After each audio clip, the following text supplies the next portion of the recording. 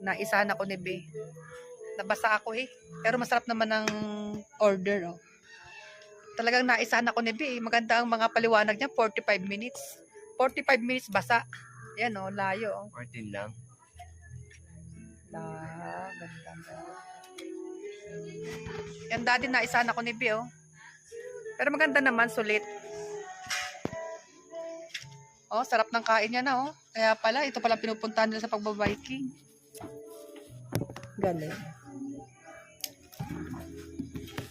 Kain po. Kain daddy, kuya. Burger din ba inolom kay kuya?